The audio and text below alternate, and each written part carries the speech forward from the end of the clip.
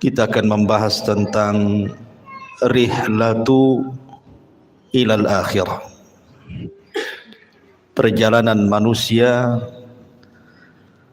dari sejak lahir, kemudian wafat, kemudian menuju alam akhirat dan segala macam yang terjadi setelah kematian. Bismillahirrahmanirrahim. Dengan menyebut nama Allah yang Maha Pengasih lagi Maha Penyayang.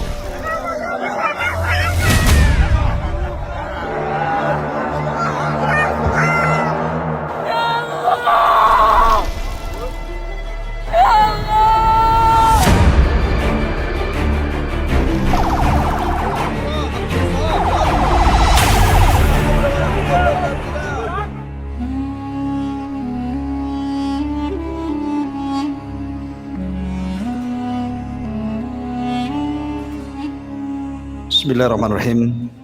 Assalamualaikum warahmatullahi wabarakatuh. Bihamdillahi wassalatu wassalamu ala rasulillah wa ala alihi wa sahbihi wa mawalah wa la hawla wa la quwata illa billahi wa ba'du. Alhamdulillah, segala puja dan puji hanya milik Allah subhanahu wa ta'ala.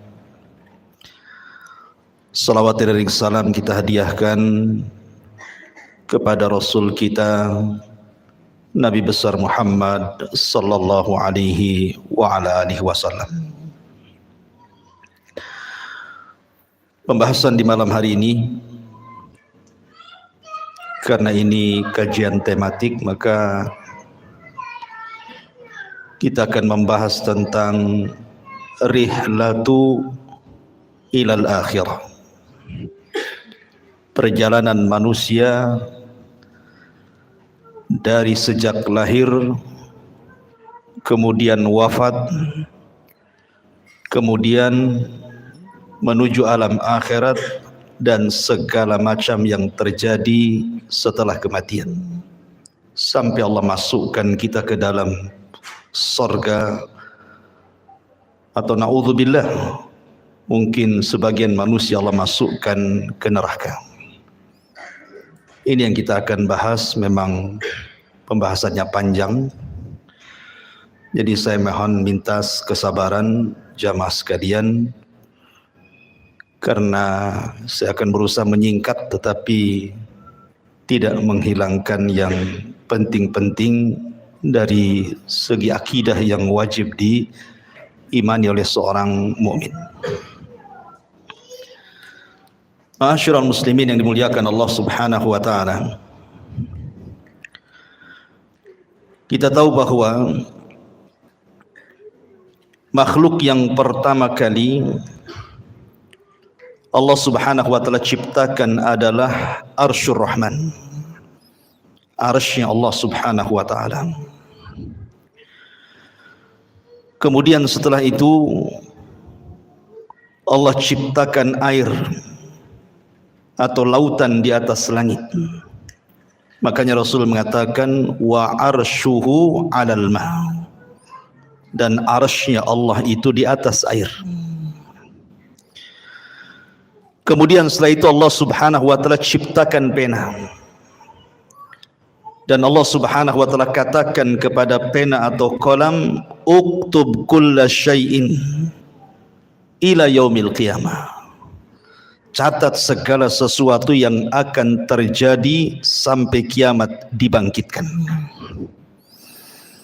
Maka kolam pun kemudian mencatat segala sesuatu yang kemudian diletakkan di sebuah papan yang disebut dengan lauh, dan papan tersebut dijaga oleh para malaikat sehingga disebut Lauhil Mahfuz. Maka setelah itu Allah subhanahu wa ta'ala menciptakan yang lainnya, termasuk menciptakan langit dan bumi dalam 6 hari. Dimulai hari Ahad, Allah ciptakan bumi 2 hari, Ahad dan Senin. Kemudian setelah itu Allah Subhanahu wa taala ciptakan langit hari Selasa dan Rabu. Kemudian Allah Subhanahu wa taala kembali ke bumi dan Allah ciptakan segala sesuatu yang dihajatkan makhluk yang akan tinggal di bumi, seperti lautannya, hutan-hutannya, binatang-binatangnya, dari hari Kamis ke hari Jumat. Itulah yang disebutkan dalam Al-Quran bahwa Allah menciptakan langit dan bumi itu fi sittati ayyam, pada 6 hari. Makhluk yang berakal pertama yang Allah ciptakan adalah malaikat. Kemudian setelah itu jin. Baru makhluk yang berakal terakhir adalah manusia, dimulai daripada Adam alaihi salatu wassalam. Dan tertib ini berdasarkan sabda Nabi, khuliqatil malaikatu min nur wa khuliqatil jan min marijim min nar wa khuliqa lakum wa khuliqa Adam mimma wusifa lakum. Diciptakan malaikat dari cahaya, diciptakan jin dari ujung nyala api, dan diciptakan Adam sebagaimana yang Allah sifatkan kepada kalian. Sepertilah bentuk Adam alaihi salatu wassalam. Tapi tentu penciptaan Adam akan berbeda dengan anak turunannya, karena Adam diciptakan oleh Allah Subhanahu wa taala secara langsung, di mana Allah Subhanahu wa taala perintahkan malakul maut untuk mengambil tanah-tanah dan sifat-sifat tanah yang ada di bumi, kemudian diangkat ke langit dan dibentuk. Setelah dibentuk sedemikian rupa sehingga Allah katakan laqad khalaqnal insana fi ahsani taqwim, kami ciptakan manusia itu seindah-indahnya bentuk. Maka Allah Subhanahu wa taala tiupkan ruh dan Allah perintahkan malaikat untuk sujud kepada Adam. Wa idh qala rabbuka lil malaikati isjudu li Adam fasajadu illa iblis. Dan ketika Allah perintahkan kepada para malaikat sujudlah kepada Adam, semua malaikat sujud kecuali iblis. Iblis tidak mau sujud. Dari sinilah penciptaan Adam sejak saat itu memiliki musuh yang disebut dengan iblis. Sebagian ulama mengatakan iblis ini dari kalangan malaikat yang maksiat, tapi pendapat yang kuat iblis ini dari kalangan jin, sebagaimana Allah katakan kana minal jin fa fasaqa an amri rabbi. Iblis itu bagian dari jin yang bermaksiat kepada perintah Allah Subhanahu wa taala. Kemudian Adam alaihi salatu wassalam Allah masukkan ke dalam sorga. Sorga itu sesuatu yang nikmat di dalamnya. Ada kebun-kebunnya, ada tanam-tanamannya, ada rumah-rumah yang indah, istana-istana yang megah, sungai-sungai yang luar biasa. Namun karena Adam hidup sendirian, Adam ketakutan di sorga. Sehingga Allah Subhanahu wa taala kehendaki untuk menciptakan satu makhluk yang akan menemani Adam di sorga. Tidurlah Adam. Tiba-tiba Allah ambil tulang rusuk yang paling atas yang dekat jantung, yang paling bengkok sebelah atas, kemudian diciptakan Hawa dari tulang itu. Makanya Rasul mengatakan khuliqatil mar'atu min dila'in. Manusia, wanita itu diciptakan dari tulang rusuk yang paling atas, yang paling bengkok, yang dekat dengan jantung. Tiba-tiba Adam bangun, rupanya di sampingnya ada Hawa. Adam kaget dan mengatakan, man anti, siapa anda? Maka wanita ini mengatakan, ana Hawa. Hawa itu oksigen artinya. Kenapa disebut Hawa? Karena dicipta dari benda yang hidup. Adam itu makhluk yang hidup. Hawa tercipta dari Adam, maka disebut Hawa. Kemudian Adam mengatakan, untuk apa engkau ciptakan? Untuk apa Allah ciptakan dirimu? Hawa mengatakan, untuk menjadikan ketenangan bagimu.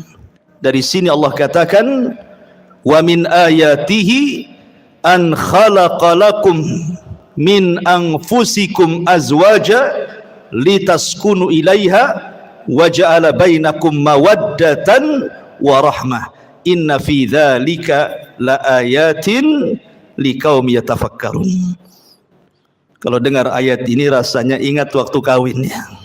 Dan ini ayat yang biasa dibaca orang kalau menikah ya. Khutbah nikahnya mesti baca ayat ini. Wa min ayatihi, dan dari tanda-tanda kebesaran Allah, an khalaqalakum, Allah menciptakan kalian. Min, dari ciptaan ini Allah ciptakan yang lainnya, azwaja, menjadi berpasang-pasangan. Untuk apa pasangan diciptakan? Litaskunu ilaiha, supaya memberikan ketenangan. Di mana suami tenang dengan istrinya, istri tenang dengan suaminya. Makanya orang yang tidak pernah menikah nggak akan tenang. Tenang-tenangnya pun tidak akan tenang dia. Gimana? Masak-masak sendiri kan itu. Nyuci-nyuci sendiri, gimana bisa tenang? Ya. Nggak akan tenang. Dan ketenangan itu mukjizat dari Allah Subhanahu wa taala. Dengan ketenangan itu lahirlah mawaddatan wa rahmah. Timbul rasa cinta, timbul pula kasih sayang di situ. Padahal sebelumnya tidak saling mengenal. Terkadang main jodoh-jodohan saja tuh. Tapi dari sini Allah ciptakan Hawa untuk Adam supaya Adam tenang di sorga. Tapi dengan hikmah Allah Subhanahu wa taala yang Allah kehendaki, yang sudah dicatat di Lauhil Mahfuz, Adam pun harus melakukan satu maksiat di sorga. Ketika Allah Subhanahu wa taala katakan, wala taqraba hadhihi syajarah, jangan dekat-dekat pohon ini. Dekat saja tidak boleh, apalagi makan. Begitu bahasa Quran. Seperti Allah mengatakan, wala taqrabu zina, dekat zina saja tidak boleh, apalagi berzina. Karena kalau sudah mendekat pasti melihat, kalau sudah melihat penasaran, kalau penasaran ingin pula mencicipi, akhirnya kemudian memakannya. Ada kisah Israiliyat. Ini kisah Israiliyatnya. Kisah Israiliyat itu tidak mengapa dikisahkan, tapi jangan didustakan, jangan dibenarkan. Makanya Rasul mengatakan, hadithu an bani Israil wala haraj. Tidak mengapa kisahkan Bani Israel kalau itu tidak bertentangan dengan syariat Islam. Adam itu tidak memakan buah sampai habis, tidak. Dia hanya nyicipi sedikit saja. Ketika kemudian sampai di tenggorokan, Adam ingat. Maka keselaklah Adam. Makanya setiap laki-laki pasti ada hulkumnya di sini. Ada yang benjolan di sini kan? Ya, itu karena Adam keselak katanya. Keselak buah itu di sini, buah khuldi. Adapun Hawa habis pula dia. Wah, beda pula laki-laki dengan perempuan. Biasanya perempuan agak rakus ya. Habis dia. Dengan sebab itulah maka Allah Subhanahu wa taala uji Hawa dengan keluar darah haid. Dari situlah maka keturunannya para wanita pasti setiap bulan akan keluar darah haid. Ini kisah Israiliyat. Maka kemudian Allah Subhanahu wa taala murka. Kemudian Allah Subhanahu wa taala usir Adam, Hawa dan iblis. Dan Allah katakan, qul nahbitu minha jami'ah. Keluar kalian semua dari sorga. Hei Adam, hei Hawa, hei iblis, keluar. Fa imma ya'tiyannakum minni hudan fala khaufun alaihim walahum yahzanun. Kelak setelah kalian bertiga di bumi, kami akan turunkan petunjukku. Maka siapa yang mengikuti petunjukku tidak akan merasa takut dan tidak akan bersedih hati. Dalam ayat yang lain, fala yadhillu wala yashqa, tidak akan tersesat dan tidak mungkin celaka.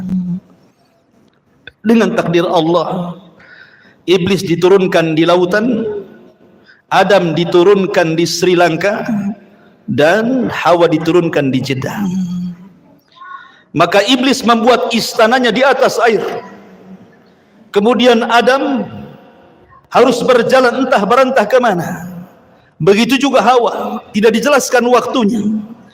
Tiba-tiba kemudian keduanya berjumpa di Muzdalifah. Kemudian keduanya pun akhirnya sampai di Arafah. Disebut Arafah karena Adam mengetahui Hawa dan Hawa pun mengenali Adam, maka disebut Arafah. Arafah itu artinya mengetahui. Maka dari situlah Allah ajarkan satu kalimat. Kalimat yang siapapun membacanya gugur semua dosanya. Apa kalimatnya? Rabbana zalamna anfusana wa illam taghfir lana wa tarhamna lanakunanna minal khasirin. Inilah kalimat yang pertama diucap di kolong langit. Adam dan Hawa diajarkan kalimat ini. Fatalaqqa Adam min rabbihi kalimat. Rabbana zalamna anfusana ya Rabb, kami telah mendolimi diri-diri kami. Kalau engkau tidak merahmati dan tidak mengampuni dosa kami, tentu kami termasuk orang-orang yang merugi. Maka Adam dan Hawa pun Allah ampuni dosa-dosanya. Kemudian keduanya diizinkan untuk masuk ke haram. Maka Adam pun menetap di tempat yang di situ dibangun Ka'bah hari ini. Itulah tempat pertama di bumi Allah diibadahi oleh manusia. Disitulah Adam beribadah bersama Hawa. Kemudian Allah Subhanahu wa taala takdirkan Adam berhubungan dengan Hawa. Dari sini anak turunan Adam penciptaannya berbeda. Sebagaimana hadis Abdullah ibn Mas'ud radhiyallahu anhu, ketika Allah Subhanahu wa taala menciptakan manusia, pertama kali Allah pertemukan air sperma, kemudian masuk ke rahim perempuan, maka 40 hari menjadi segumpal nutfah sperma. Kemudian 40 hari berikutnya menjadi segumpal darah. Kemudian 4 hari berikutnya menjadi segumpal daging. Kemudian terangkailah badan manusia. Artinya kalau sudah 4 bulan sudah berbentuk tuh. Mana kepalanya, mana tangannya, mana badannya, mana kakinya. Di USG pun tahu kelaminnya sekarang. Disitulah Allah tiupkan ruh lewat pada malaikat. Dan Allah perintahkan malaikat itu tiupkan ruh kepada janin itu. Kemudian catat rizkinya, catat amalannya, catat ajalnya, catat su'ul khotimah dan husnul khotimahnya. Maka setelah 9 bulan, maka lahirlah janin tersebut menjadi manusia. Hawa melahirkan 20 kali dan setiap lahiran selalu kembar. Sehingga putra Adam berjumlah 40, 20 laki-laki dan 20 perempuan. Kemudian setelah anak-anak Adam kemudian besar, kita tahu bahwa tujuan diciptakan manusia itu disebut khalifah. Karena Allah yang mengatakan, inni ja'ilun fil ardi khalifah. Apa sih khalifah itu? Khalifah itu artinya yakhlufu ba'duhu ba'dha. Artinya manusia ini makhluk yang bergenerasi. Meninggal generasi pertama, lahir generasi kedua. Meninggal generasi kedua, lahir generasi ketiga, dan begitu seterusnya. Itu disebut khalifah. Sehingga Adam harus punya keturunan, karena Adam tidak mungkin hidup selamanya. Anak-anaknya pun tidak mungkin hidup selamanya. Makanya Allah syariatkan kepada anak-anak Adam untuk menikah, tetapi dengan cara silang, di mana masing-masing kembaran tidak boleh menikah dengan kembarannya, tetapi disilangkan dengan kembaran orang lain. Maka anak terbesar Qabil dan adiknya Habil diperintah untuk menyilang. Tiba-tiba Qabil terfitnah oleh iblis. Iblis datang kepada Qabil, mewaswasi Qabil, karena selama ini Iblis berusaha untuk menggoda Adam dan Hawa sudah kapok. Tidak mungkin digoda lagi, cukuplah godaan terjadi di sorga. Sehingga iblis tidak bisa menggoda Adam dan Hawa. Akhirnya yang digoda adalah anak turunannya. Datang kepada Qabil dan mengatakan jangan mau. Itu kembarannya si Habil itu jelek. Kembaranmu cantik. Ngapain kau dapat jelek? Bagus dapat yang cantik. Dari sini kita tahu tabiat laki-laki itu suka yang cantik. Kalau perempuan ganteng itu bonus. Yang penting kaya. Ya kan? Cukup gitu ya. Kalau perempuan. Kalau laki-laki yang penting cantik walaupun kere. Akhirnya kemudian Qabil menolak. Seolah-olah ini putusan bapaknya bukan putusan Allah. Adam bukan ayah yang diktator. Dia berdoa kepada Allah untuk mencari solusi. Maka Allah Subhanahu wa taala perintahkan keduanya untuk berkurban. Dan Allah katakan watslu alaihim naba abnai adam bil haqq idh qarraba qurbanan fatuqbila min ahadihima wa lam yutaqabbal minal akhar. Ya Muhammad, bacakan kepada mereka tentang kisah dua putra Adam yang dua-duanya berkorban untuk memperebutkan pasangannya. Allah terima salah satunya dan Allah tolak yang lainnya. Yang ditolak korbannya adalah Qabil, yang diterima korbannya adalah Habil. Qabil marah dan mengatakan la aqtulannak, saya akan bunuh kamu. Karena Habil mewarisi sifat Adam. Dia mengatakan la imbasatta yadaka litaqtulani ma ana bibasiti yadiya ilaika liaqtulaka inni akhafullah. Kalau engkau hendak membunuhku silakan, tapi aku tidak akan membunuhmu karena aku takut kepada Allah Subhanahu wa taala. Betul, Qabil berhasil membunuh Habil. Inilah pembunuhan pertama yang disebabkan hasad pertama di alam semesta. Meninggal Habil. Qabil bingung bagaimana cara penyelenggaraan jenazah. Karena kan belum pernah ada orang mati saat itu. Baru Habil orang yang pertama kali mati. Mau diapakan jasad ini? Akhirnya kemudian Qabil melihat ada burung gagak yang sedang berkelahi dengan temannya. Kemudian dibunuh salah satunya. Kemudian dengan tangannya dikorek-koreklah tanah itu. Kemudian dimasukkan kawan yang dibunuhnya. Kemudian dipendam lagi. Kata Qabil, duhai kiranya aku bisa mengambil pelajaran dari gagak itu.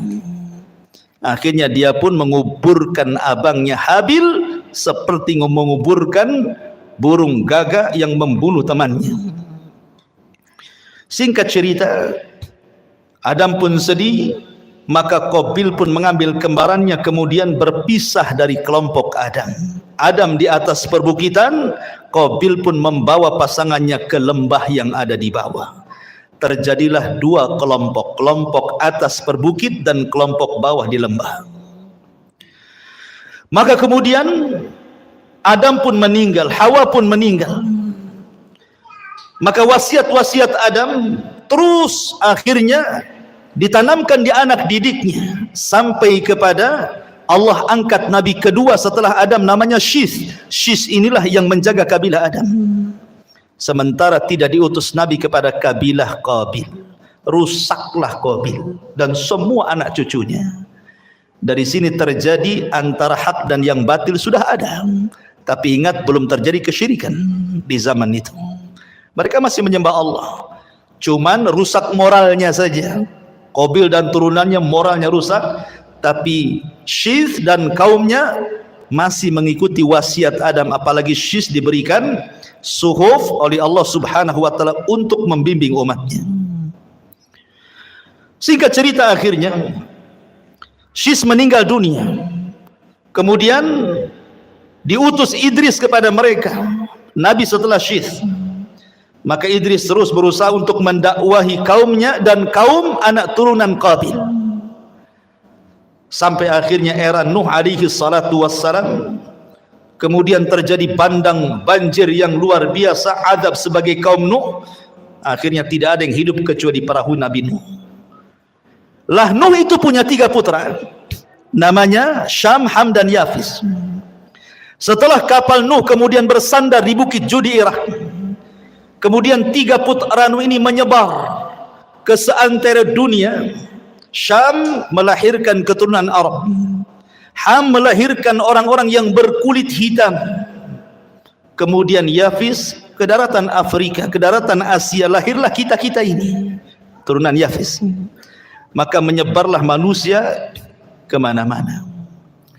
Kemudian diutus para nabi, 120.000 nabi diutus oleh Allah Subhanahu wa taala.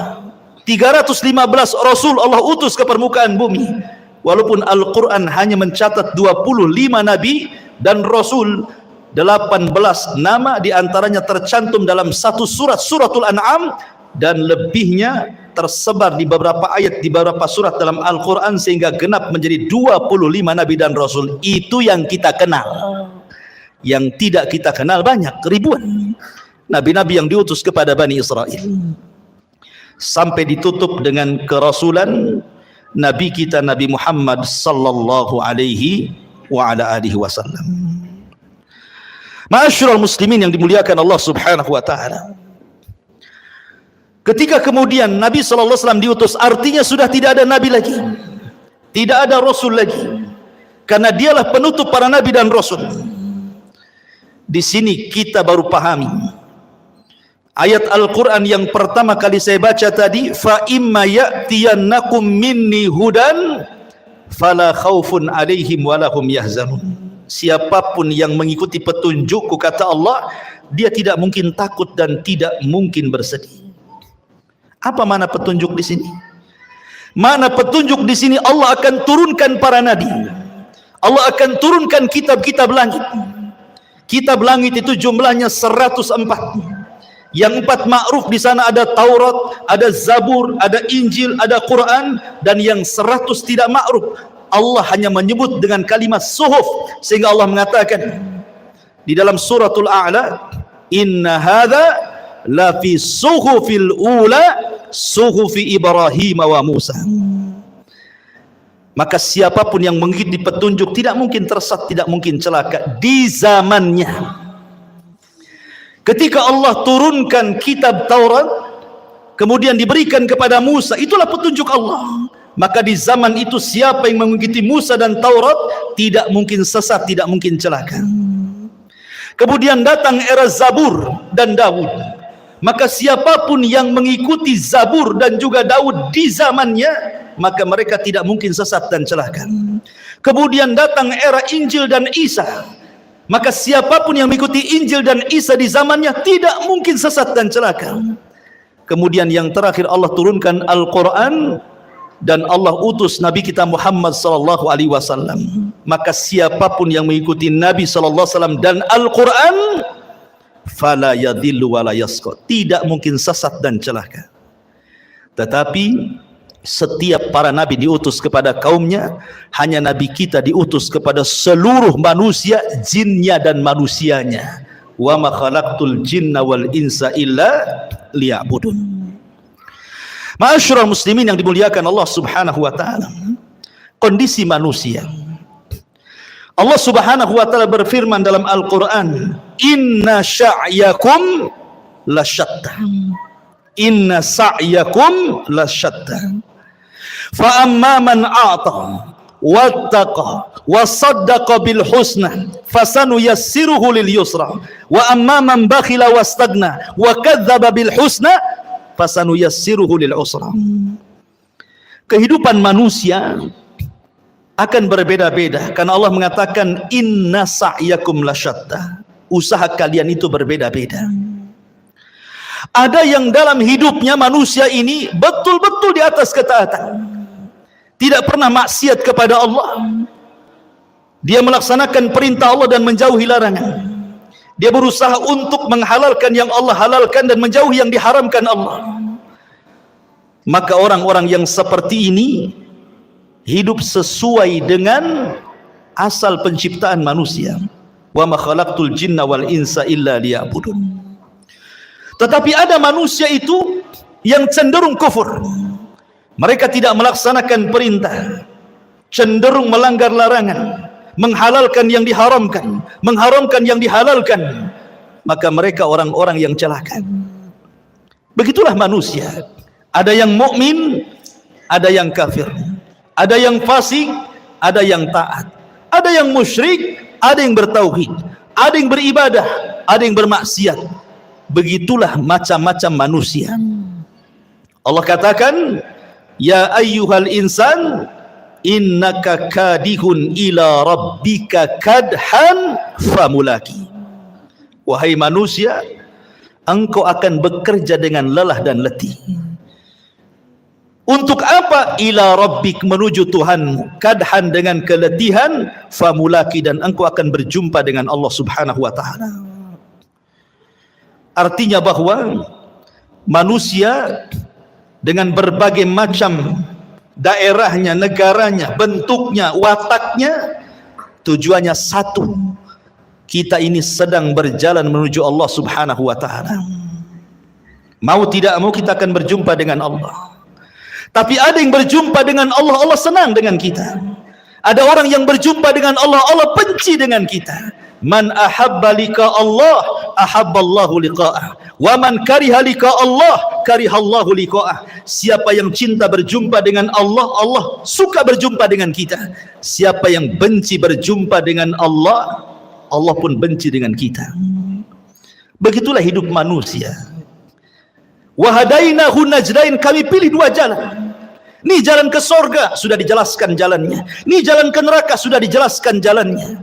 Tidak ada satupun jalan, baik ke sorga atau ke neraka, semua sudah dijelaskan. Tidak ada. Wa ma yatiru ta'irun fil hawa. Tidak ada satupun burung yang mengepakkan sayapnya di langit, kata Rasul, kecuali sudah dijelaskan ilmunya. Artinya, apapun yang mendekatkan diri ke sorga sudah dijelaskan. Apapun yang bisa menjauhkan dari neraka sudah dijelaskan. Sehingga tidak ada alasan Anda tidak bisa berhujah lagi di hadapan Allah Subhanahu wa taala. Karena semua sudah diberikan fasilitasnya. Allah Subhanahu wa taala hanya minta kepada kita bersyukur. Ingat 5 kaidah. Al-ijad, al-i'dad, al-imdad, kemudian al-irsyad, al-is'ad. Pertama, ijad. Allah menciptakan langit dan bumi. Untuk siapa? Untuk kita. Ya. Allah ciptakan langit dan bumi itu untuk kita loh. Lihat matahari di langit. Untuk siapa? Untuk kita. Kalau nggak ada matahari, ibu-ibu nggak bisa jemur pakaian. Kan itu ya. Mungkin kalau nggak ada matahari, PLN sibuk tuh. Karena harus menerangi bumi 24 jam.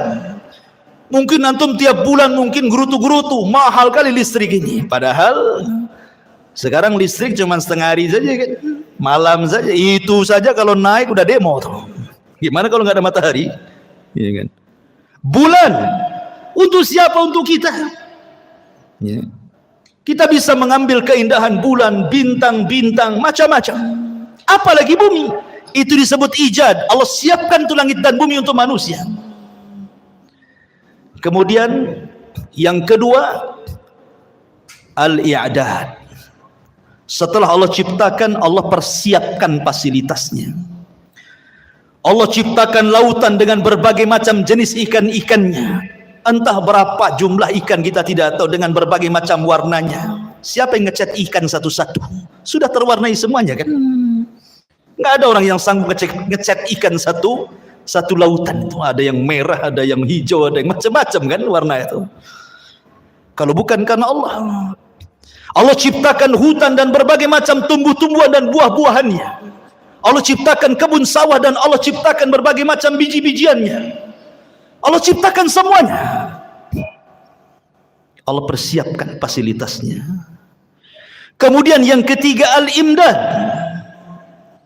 Allah perbanyak. Satu pohon mangga, buahnya mungkin ada 100-200 mangga. Dari 300 atau 400 mangga yang di satu pohon itu kan semua ada bijinya tuh. Kalau seandainya dari 100 buah mangga di satu pokok mangga ini, bijinya ditanam semuanya, dari satu tumbuh 200. Ya kan? Bahkan ada satu buah itu bijinya ratusan tuh. Seperti buah apa tuh? Yang ratusan itu. delima kan coba. Satu pohon delima nih, buahnya kan banyak. Ini satu buah saja kalau tertanam semua bijinya, tumbuh macam-macam delima. Itu artinya Allah tidak putus pohon sampai di situ. Ada generasi pohon yang jauh lebih banyak lagi dari turunannya. Itu namanya al-imdad. Allah tidak akan putus nikmatnya. Ikan, satu ikan lahir anaknya ratusan ikan. Dari ratusan ikan lahir lagi ribuan ikan. Nggak akan terputus. Itu namanya imdad. Allah tidak akan memutus nikmat. Kemudian setelah itu yang keempat al-irsyad. Allah arahkan manusia mana ikan yang bisa dimakan, mana yang tidak. Mana buah yang bisa dimakan, mana yang tidak. Mana daun-daunan yang bisa dilalap, mana yang tidak. Mana yang bisa dijadikan obat, mana yang tidak. Mana yang mengenyangkan, mana yang tidak. Irsyad diarahkan, karena tidak semua bisa dimakan kan. Baru yang terakhir al-is'ad, manusia dapat mengambil faedahnya. Dengan makan ini jadi kenyang, makan itu jadi kenyang, minum ini jadi sehat, minum itu jadi hilang penyakit. Bahagia manusia. Allah itu sudah memberikan nikmat segalanya. Makanya Allah mengatakan fabi ayyi ala'i rabbikuma tukadziban. Nah, nikmat mana lagi yang akan kau dustakan? Nikmat mana lagi? Enggak ada ceritanya orang kelaparan kalau dia mau usaha. Orang tinggal datang ke sungai mancing dapat ikan dia. Sungai itu kan bukan milik orang. Lautan bukan milik orang. Bawa perahu nelayan tuh memanggil, ada tiketnya masuk lautan? Nggak bisa, nggak ada. Mungkin di tengah lautan ada malaikat, kau bayar dulu baru kau. Nggak ada, ya kan? Anda tanam biji di sawah tuh, tinggal nunggu saja. Allah yang menghidupkan, bukan antum suruh niup-niup dia tumbuh. Kan gitu ya. Tumbuh sendiri, kita tawakal saja tuh. Padi tumbuh, jagung tumbuh, semua tumbuh kan gitu. Siapa yang menumbuhkan? Allah. Allah hanya minta satu. La in syakartum la azidannakum. Kalau kalian bersyukur, ku tambah. Dengan apa cara bersyukurnya? Kita disuruh untuk beribadah, itu saja. Disuruh untuk beribadah, itulah syukurnya. Makanya Allah mengatakan falyabudu rabb hadzal bait alladzi at'amahum min ju'in wa amanahum min khauf. Allah sudah berikan rasa kenyang dari rasa lapar. Allah sudah berikan rasa tenang dari rasa ketakutan. Allah hanya minta falyabudu rabb hadzal bait, sembah Rabb pemilik Ka'bah ini, Allah, itu saja. Tetapi ada manusia yang syukur, ada juga yang ingkar. Itulah manusia. Memang manusia diciptakan seperti itu. Ma'asyiral muslimin yang dimuliakan Allah Subhanahu wa taala. Allah Subhanahu wa taala tidak akan mengekalkan dunia. Dunia ini ada batas waktunya. Sejak zaman Adam alaihi salatu wassalam sampai diutusnya Nabi kita yang mulia alaihi salatu wassalam, artinya usia bumi itu semakin dekat dari kehancurannya. Karena Rasul yang mengatakan bu'istu ana was-sa'ah kahataini, diutusnya aku dengan tegaknya hari kiamat seperti ini. Rasul menegakkan syababah, telunjuk dengan jari tengah kemudian merapatkannya, artinya dekat sekali waktunya. Dan Allah Subhanahu wa taala Maha Adil. Allah tidak langsung sekonyong-konyong mendatangkan kiamat, tidak. Allah tidak mendatangkan kiamat langsung tiba-tiba digempakan satu dunia, tidak. Allah itu adil, rahim kepada hamba-hambanya. Diberikan kesempatan untuk taubat, diberikan kesempatan untuk masuk surga dengan dikirim tanda-tanda kiamat kecil. Dan 90% lebih tanda-tanda kiamat kecil itu hampir semua sudah terjadi dan kita bisa saksikan setiap hari ada. Hanya mungkin 10% saja yang belum terjadi. Ya kurang lebih seperti itu.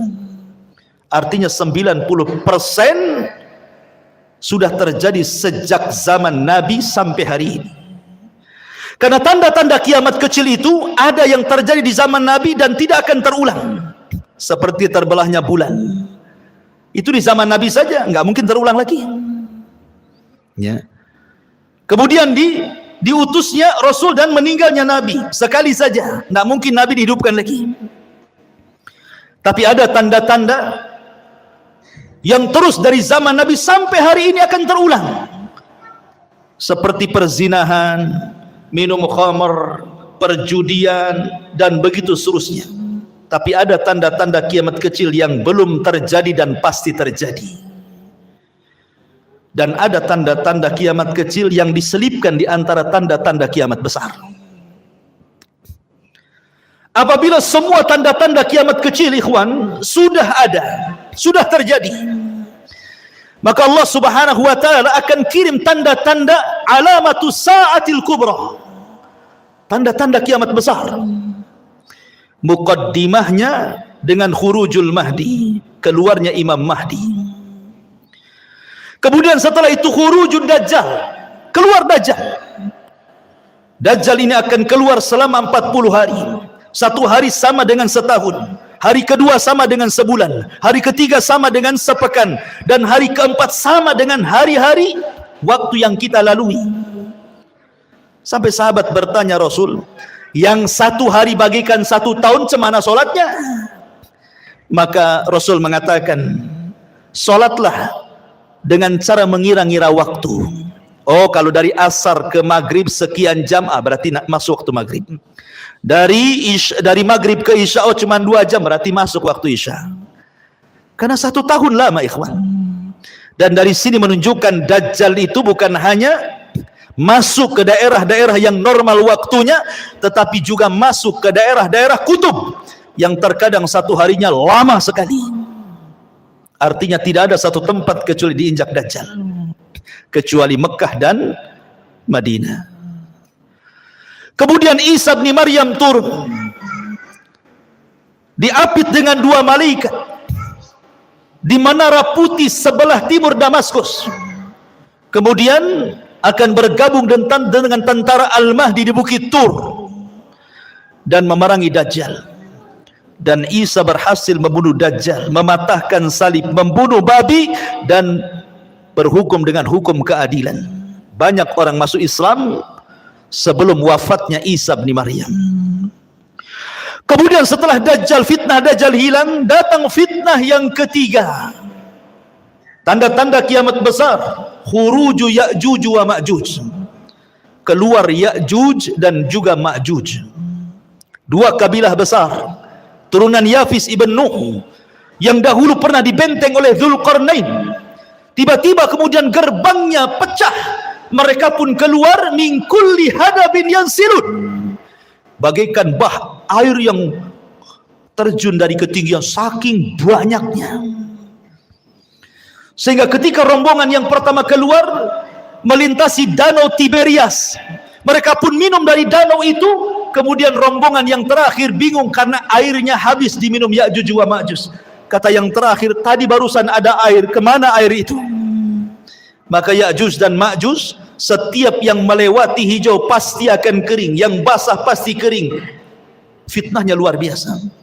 Dia akan membunuh ras di luar kelompoknya, dan jumlah mereka satu dari kita 999 dari mereka. Makanya Rasul mengatakan, kau tidak bisa menghadapinya. Maka Allah mengatakan, ya Isa, selamatkan orang-orang yang selamat, sembunyi di Bukit Tur, karena engkau tidak bisa memeranginya. Akhirnya kemudian Ya'juj wa Ma'juj merusak di permukaan bumi, membunuh orang di luarasnya. Akhirnya dia sombong, kemudian mengatakan, qatalna man fil ardi sanaqtuluhu man fis sama, katanya. Aku sudah bunuh semua orang yang ada di bumi, sekarang yang di langit ku bunuh, katanya. Saking sombongnya. Akhirnya panahnya diarahkan ke langit, tombaknya diarahkan ke langit. Maka Allah mengatakan, wa makaru makran wa makarna makran wallahu khairul makirin. Mereka hendak membuat makar, Allah juga punya makar, dan sebaik-baik makarlah makar Allah. Allah sengaja panah itu disedot sampai ke awan, dibalikkan dengan ujung-ujungnya ada darah, seolah-olah mereka sudah membunuh makhluk yang di langit. Makin sombong mereka, dan mereka mengatakan, sudah tidak ada makhluk kecuali sudah kubunuh semua, kata Ya'juj dan Ma'juj. Maka Isa berdoa agar Allah membinasakan mereka. Dikirimlah naghaf, ulat-ulat kecil, kemudian menggigit tengkuknya, satu mati, semua mati. Tidak ada sejengkal di bumi kecuali ada bangkainya. Bagaimana cara membersihkannya? Isa berdoa agar Allah membersihkan bangkai Ya'juj dan Ma'juj. Dikirimnya burung-burung sebesar unta, mengambil bangkai itu, entah dibuang, entah berantah ke laut mana. Akhirnya bumi bersih, kemudian Allah hujani sehingga bumi semakin bersih, dan Allah berikan keberkahan bumi sebagaimana awal penciptaan bumi sampai buah delima. Saking besarnya, orang bisa masuk 10 bahkan 20 orang ke cangkangnya. Segede apa tuh delimanya? Berarti kalau makan durian, gede kali durian tuh. Ya kan? Satu buah durian 20 orang dah kenyang. Ke kulitnya aja masuk orang tuh. Allah berkahi itu. Kemudian Isa pun diwafatkan. Maka berlalulah 3 tanda kiamat besar. Khurujud Dajjal, nuzulu Isa, khuruju Ya'juj wa Ma'juj. Kemudian datang tanda-tanda alamat besar. Apa itu? Keluar dukhan, asap yang tebal dari langit, yang tidak jadi pada Ramadan kemarin. Ini dukhan. Dukhan ini alamat tanda kiamat besar. Dan itu tanda-tanda langit, bukan tanda-tanda bumi. Dukhan itu datang dari langit. Bukan karena orang bakar hutan kemudian asapnya naik ke langit jadi dukhan. Memang sudah ada asap di langit tebal hitam. Siapapun yang menghirupnya, kalau dia seorang mukmin paling tinggi bersin, sudah sakit kepala, demam. Tetapi kalau yang menghirupnya orang kafir, munafik, pelaku dosa besar, maka mereka akan merasakan kesakitan yang luar biasa, mengeluarkan darah dari telinga, hidung dan matanya, saking sakitnya. Akhirnya mereka berdoa, Allahumma kshif annal adzab, ya Allah tolong hilangkan azab ini, kami akan bertobat. Akhirnya Allah pun hilangkan. Bertobat? Tidak juga bertobat. Ketika mereka tidak mau juga kunjung bertobat, yang beriman tetap dengan keimanannya, yang kafir tetap dengan kekafirannya, yang fasik tetap dengan kefasikannya, apa yang terjadi? Allah subhanahu wa ta'ala takdirkan tiba-tiba matahari terbit dari arah barat. Ketika manusia tertidur pulas di malam hari, kemudian terbangun di pagi hari. Biasa orang-orang yang beriman, mereka bangun subuh, kemudian mereka ke masjid, kemudian mereka sholat subuh. Coba tenangkan anak-anak di belakang itu. Ya.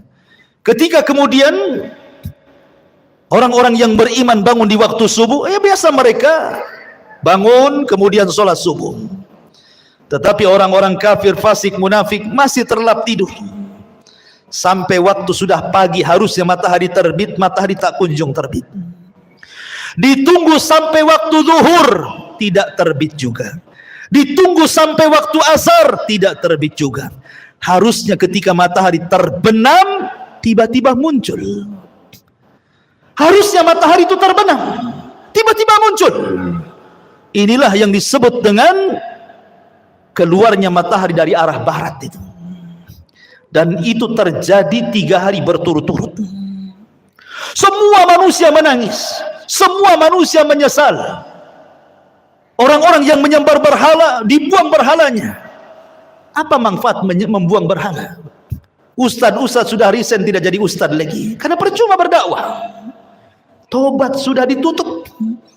Karena pintu tobat itu akan diterima di 2 waktu. Pertama, nyawa belum sampai di tenggorokan. Yang kedua, matahari sudah belum terbit dari arah barat. Kalau sudah nyawa di tenggorokan, matahari terbit dari arah barat, maka Allah mengatakan, la yanfa'u imanukum, tidak akan bermanfaat iman kalian. Tidak akan bermanfaat iman kalian. Lalu apa gunanya bertobat?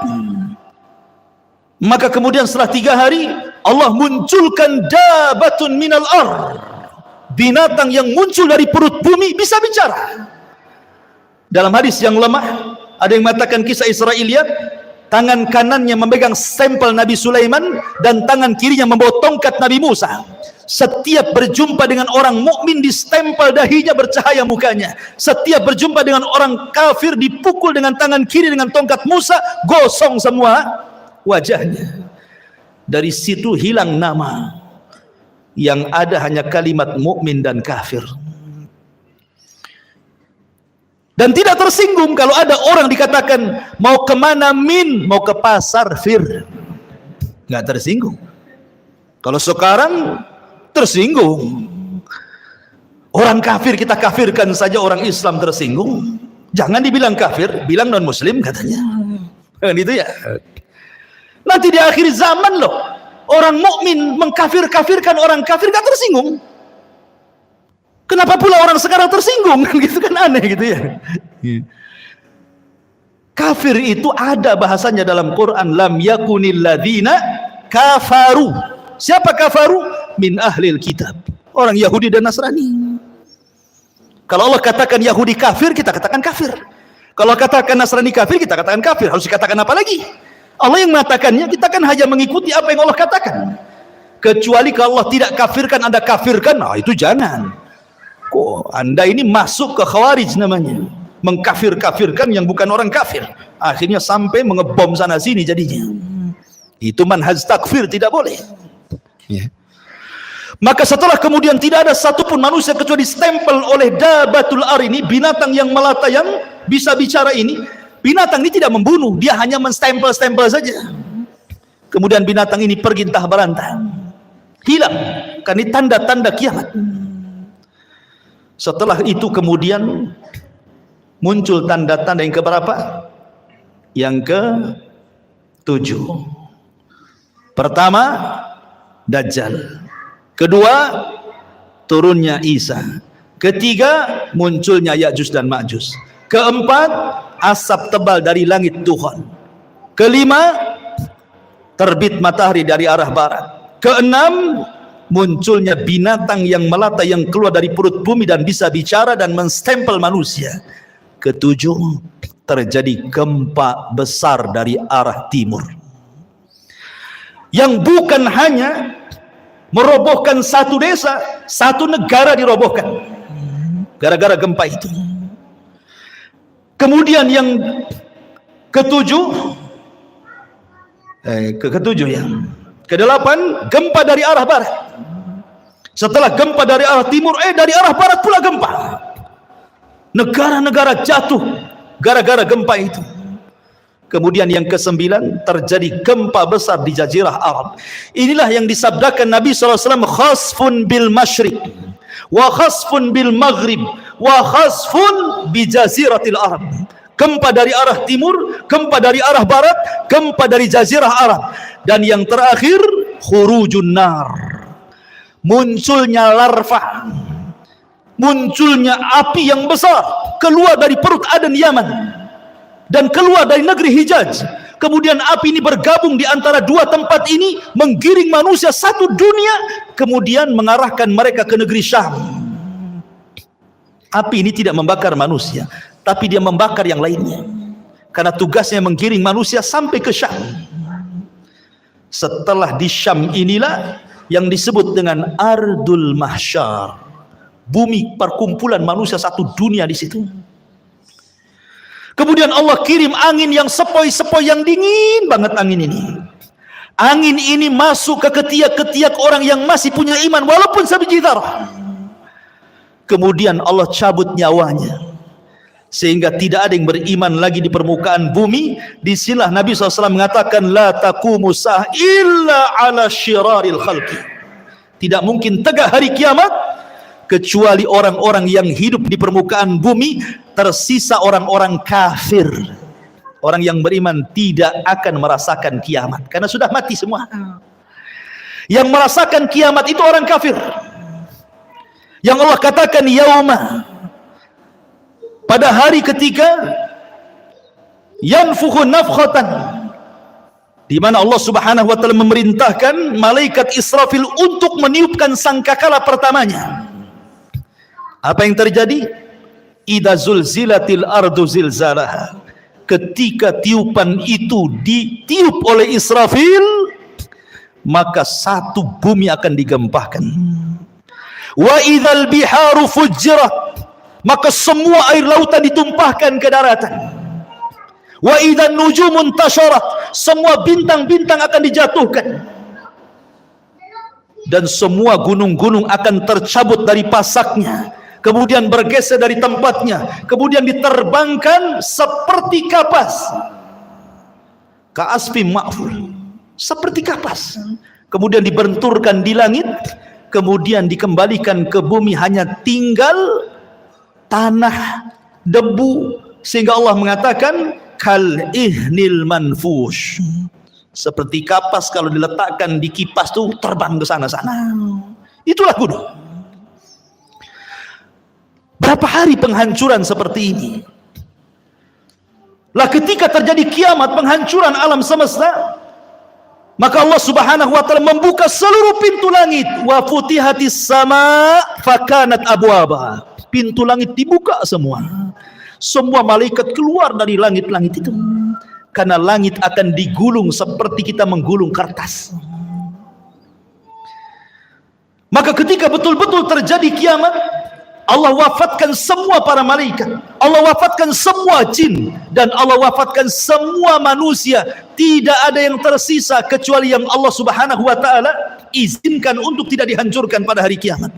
Seperti arsy, seperti kursi, seperti lauhil mahfud, seperti roh, seperti tulang ekor manusia, tidak dihancurkan, tapi semua dihancur-hancurkan. Berapa lama? Hadis Abu Hurairah radhiyallahu anhu mengatakan 40, tanpa menyebut 40 tahun, 40 bulan, 40 hari. Pokoknya 40 lah kata Abu Hurairah. Ya bisa 40 hari kehancuran alam semesta, bisa 40 bulan, bisa juga 40 tahun. Karena ketika Abu Hurairah ditanya, ya Abu Hurairah, apakah 40 hari? Fa'abaitu, aku enggan menjawabnya. Apakah 40 bulan? Fa'abaitu, aku enggan menjawabnya. Apakah 40 tahun? Fa'abaitu, aku pun enggan menjawabnya. Pokoknya 40 lah kan itu. Itu antara tiupan sangkakala pertama ke tiupan sangkakala kedua. Hancur semua alam semesta ini. Hancur semuanya. Inilah yang disebut dengan kiamatul kubra, kiamat besar. Ada kiamat kecil, ada kiamat besar. Kiamat kecil apa? Idza mata ahadukum qamat qiyamatuhu. Kalau salah seorang di antara kalian mati, itulah kiamatnya. Tapi kalau kiamat besar bukan 1-2 orang mati, semua mati. Jinnya mati, malaikatnya mati, manusianya mati. Yang meniup sangkakala pun mati. Malaikat maut pun mati. Malaikat maut aja ikut mati. Ketika malakul maut datang kepada Allah Azza wa Jalla, dan Allah mengatakan, man abqait, siapa yang kau sisakan, kau tidak cabut nyawanya. Kata malaikat maut, tinggal Jibril, Mikail, Israfil. Kata Allah, cabut semuanya. Maka Jibril dicabut nyawanya, Israfil dicabut, Mikail dicabut. Kemudian malakul maut datang kepada Allah, siapa lagi yang tersisa? Kata malakul maut, tidak ada ya Rabb illa abdukal fakir, kecuali hambamu yang fakir. Oh kalau gitu mati kamu, katanya. Mati juga dia. Ya. Maka ketika 40, di angka 40 terjadi kehancuran yang luar biasa itu, sudah tidak ada makhluk yang berakal lagi. Bumi sudah hancur, langit sudah hancur, semua sudah hancur. Apa yang terjadi? Allah Subhanahu wa taala berteriak, limanil mulkul yaum, limanil mulkul yaum. Kalian sudah tahu siapa yang berkuasa di alam semesta ini? Tidak ada yang menjawab. Enggak ada malaikat, enggak ada jin, enggak ada manusia, semua mati. Maka Allah jawab sendiri, lillahil wahidil qahar. Alam semesta ini pemiliknya hanya zat yang maha satu, yang maha perkasa, Allahu Azza wa Jal. Itulah yang difirmankan dalam surah Al-Fatihah, Maliki Yaumiddin. Itu makna Maliki Yaumiddin itu, raja pada hari pembalasan. Maka setelah kemudian Allah Subhanahu wa taala atur kembali alam semesta untuk menjadi alam akhirat. Maka bumi yang kita pijak hari ini, Allah katakan yauma tubaddalul ardu ghairal ardh. pada hari di mana bumi Allah hancurkan, kemudian Allah ganti dengan bumi yang baru. Kata para ulama, bukan bumi ini hilang datang bumi baru, tidak. Bumi yang kita pijak ini pula bumi padang mahsyar, cuman bentuknya dirubah. Yang tadinya bulat kemudian dibentangkan, yang tadinya kifata dilipat kemudian dibentangkan, sehingga bumi yang sekarang kita lihat ada bukit, ada gunung, ada lembah, ada tinggi, ada yang merendah. Nanti ketika Allah hancurkan, Allah ganti dengan bumi yang baru, maka Allah hamparkan sehingga tidak ada yang meninggi, tidak ada yang merendah, tidak ada bukit, tidak ada lembah, semua rata, nggak ada bangunan, nggak ada rumah, nggak ada hutan, nggak ada gunung, nggak ada bukit, rata semuanya. Kenapa Allah ratakan wa idzal ardu muddat, dan apabila bumi diratakan, supaya makhluk sejak Adam meninggal sampai yang terakhir mati muat di bumi itu. Sekarang bumi itu dalam bentuk bulat kan, lonjong atau bulat. Di bumi ini ada lautnya, di bumi ada hutannya, di bumi ada bukit, ada gunung. Tidak semua tempat dihuni manusia. Kalau seandainya bumi tidak dirubah, kemudian seluruh manusia dibangkitkan sejak Adam sampai yang terakhir mati, tidak akan muat bumi ini. Makanya kemudian dihancurkan, gunungnya diratakan, ditimbun lautnya diratakan, tidak ada lembah, semua rata, sehingga kalau dibangkitkan semua akan muat di situ. Itulah padang mahsyar. Allah katakan wa akhrajatil ardu athqalaha. Allah Subhanahu wa taala bangunkan malaikat Israfil untuk meniupkan sangkakalanya yang kedua.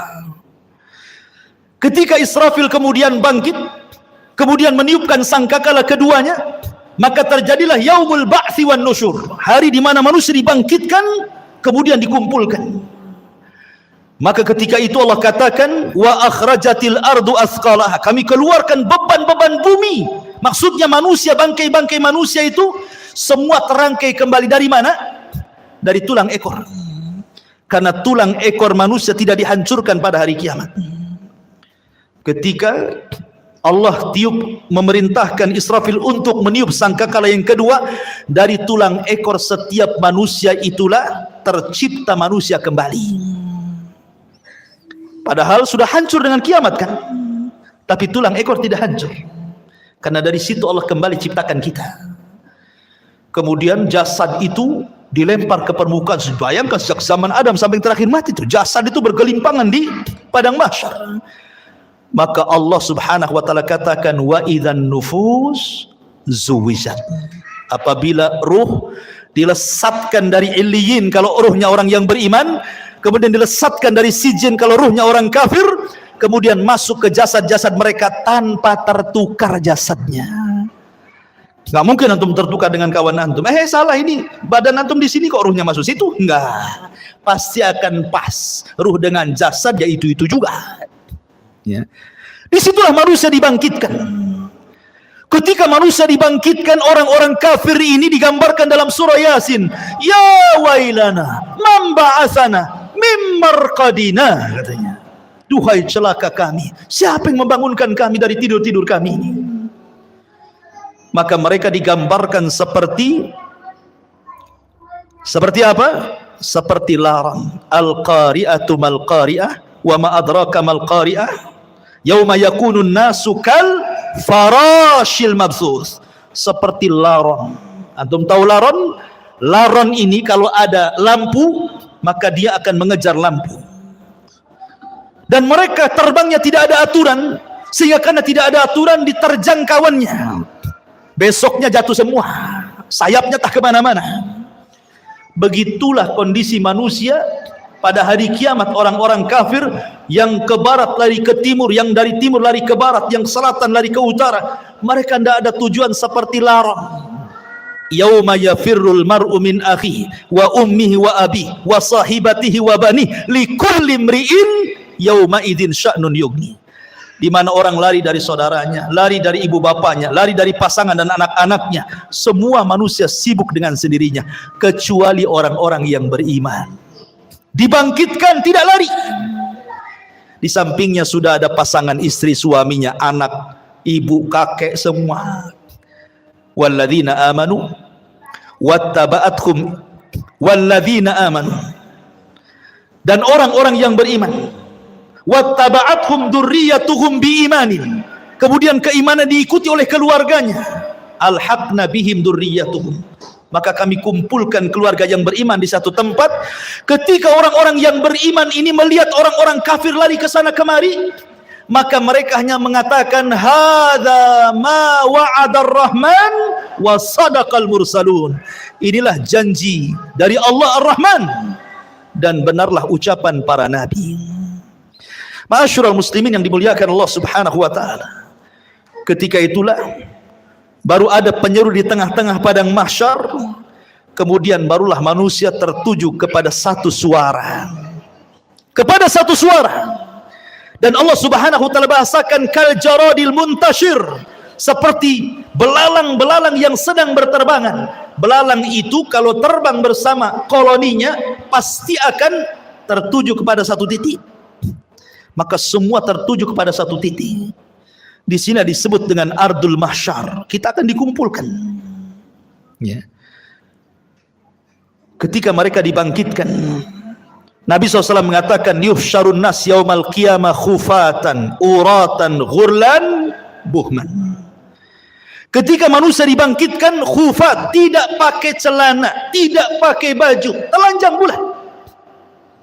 Kemudian tidak dikhitan, kemudian tidak pakai sandal, kemudian tidak membawa harta di badan.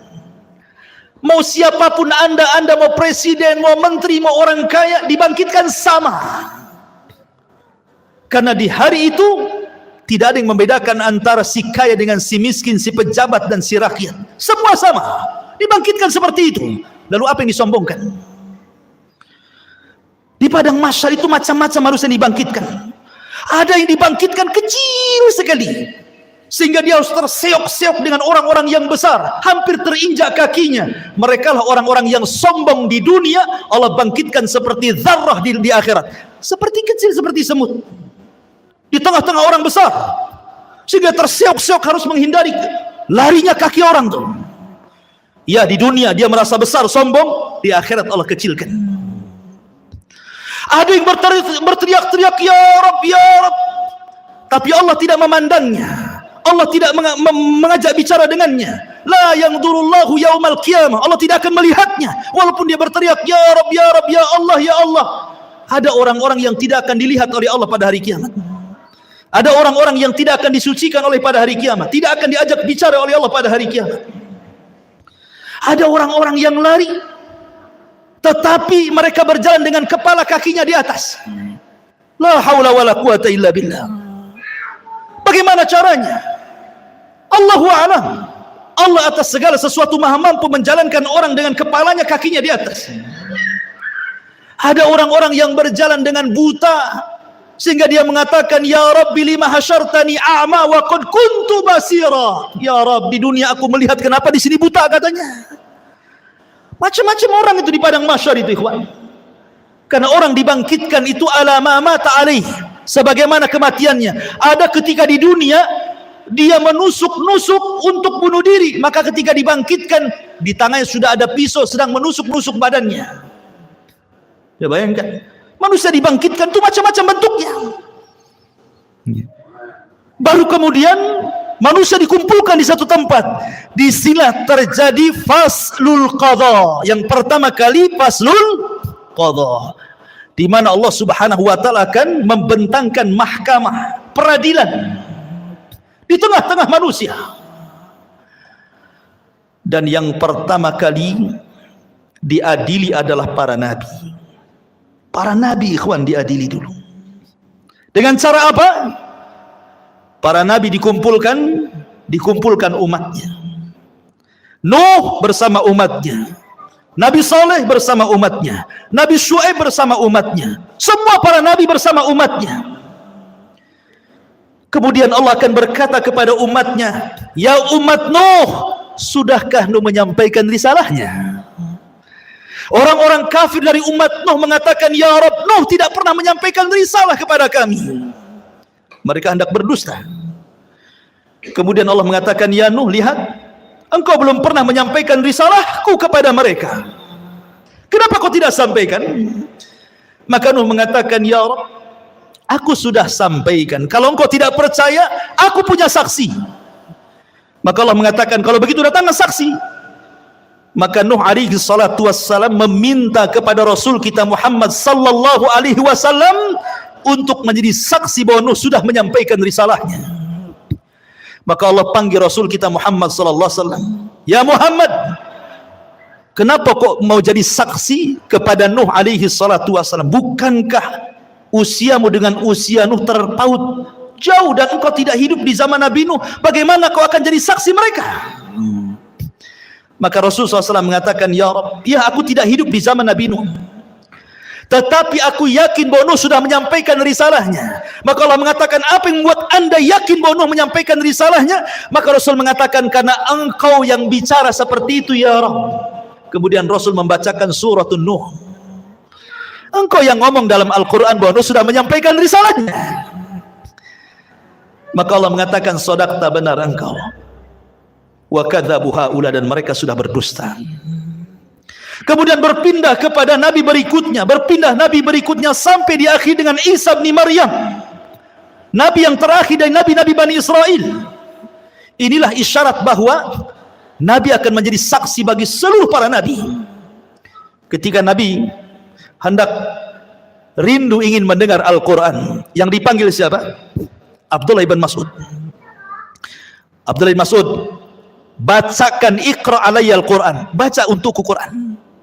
Kata Abdullah bin Mas'ud, ya Rasulullah, aqra'u alaika al-Quran wal Quranu unzila ilaika? Rasul, apakah saya harus membaca Quran sementara Quran turun kepadamu? Oh tidak. Kata Rasul, iqra, baca, saya ingin mendengarkan suaramu. Maka kata Abdullah bin Mas'ud, baik. Akhirnya Abdullah bin Mas'ud membaca suratun Nisa sampai kepada ayat. Apa ayatnya? Hatta idza ji'na min kulli ummatin bisyahid wa ji'na bika ala haula'i syahida. Bagaimana ya Muhammad kalau tiap-tiap umat itu mendatangkan saksi-saksinya, kemudian engkau menjadi saksi mereka? Maka Nabi SAW kemudian menangis dan mengatakan, ya Abdullah, hasbuka, hasbuka, cukup, cukup. Maka Abdullah bin Mas'ud melihat Rasul menangis sehingga membasahi janggutnya. Rasul akan menjadi saksi bagi setiap umat dan setiap nabi. Setelah para nabi kemudian dimintai pertanggungjawabannya, barulah Allah Subhanahu wa taala mengarah kepada umatnya, kepada kita semuanya. Baru Allah Subhanahu wa taala bertanya kepada kita. Disitulah yang disebut dengan al-ardu. Ard. Apa itu ard?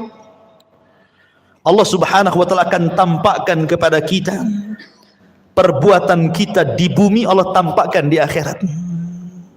Allah tampakkan tuh. Ya. Kemudian Allah Subhanahu wa taala memberikan catatan kepada hamba, setiap hamba itu diberikan catatan. Kalau Allah mengatakan iqra kitabak, baca bukumu, maka dia pun membaca. Dia pun membaca apa yang sudah dia lakukan. Ingat, khususnya yaumul akhir, kehususan hari kiamat, di mana Allah berikan memori hafalan manusia dikembalikan. Mereka kuat hafalannya. Kalau sekarang di dunia 1 minggu kemarin Anda pernah mengucapkan apa, Anda pernah berbuat apa, Anda pernah mendolimi siapa, Anda pernah hasad kepada siapa, lupa antum. Baru 1 minggu tuh, ya kan? Baru 1 minggu sudah lupa kan itu ya. Tapi di akhirat Allah berikan kekuatan hafalan. Sejak antum akil balik sampai antum diwafatkan, hafal antum. Oh, jam segini, hari ini, tanggal sekian-sekian, aku begini. Hafal. Untuk dicocokkan dengan catatannya.